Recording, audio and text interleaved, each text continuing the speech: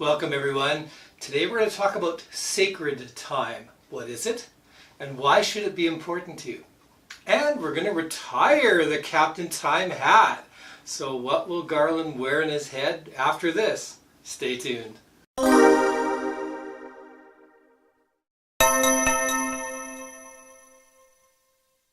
Okay, so out with the old Captain Time hat and in with the new.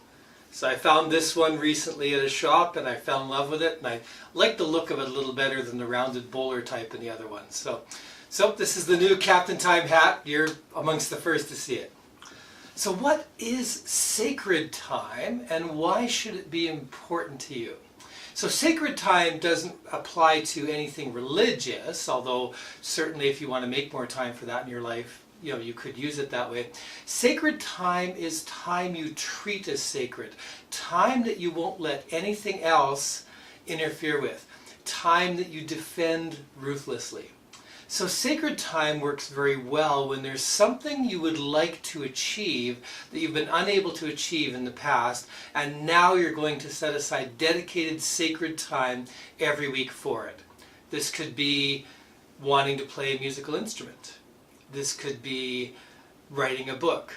This could be fitness. It could really be anything you want to do, but it's something that's really important to you. It could be learning to become a professional speaker. It could be painting. It could be any kind of art you can think of. Now for most of us, this kind of time set aside for maybe music or art or something that's important to us, but somehow we don't treat it as important. We will go into work when we're incredibly sick and can barely breathe. We'll still go to work, but somehow we immediately give up our time for our own hobbies, our own passions, the moment anybody asks, the moment that there's anything else going on. It's like our own personal time comes last. So with sacred time, the idea is you think of your time as sacred. You say, I'm going to spend 4 hours a week learning a musical instrument, or 1 hour a day learning a musical instrument, or I'm going to spend 1 hour a day writing, or 1 hour a day painting, or 4 hours a week. And it doesn't matter whether it's 1 hour a day, 3 times a week for 2 hours, 3 times a week for 1 hour, whatever it is, it needs to be time that is set aside and sacred. Your family needs to know you are not available during that time. Your friends need to know this. If your friends are suddenly going to go out and invite you, you just have to say, no, I have a prior commitment. You don't even have to tell them exactly what it is. You just say, I have a prior commitment. And keep that time. Don't let anybody take it away. Don't let anybody, throw you a ball you have to catch. Just this is your time. You're not going to let anything interfere with it. When you do that, you'll find that you are working towards those really important goals, and because you've had that time on that every week, it's very self-fulfilling. It's very freeing to know that no matter what, that time is there for you. So I want you to think about, what will your sacred time be?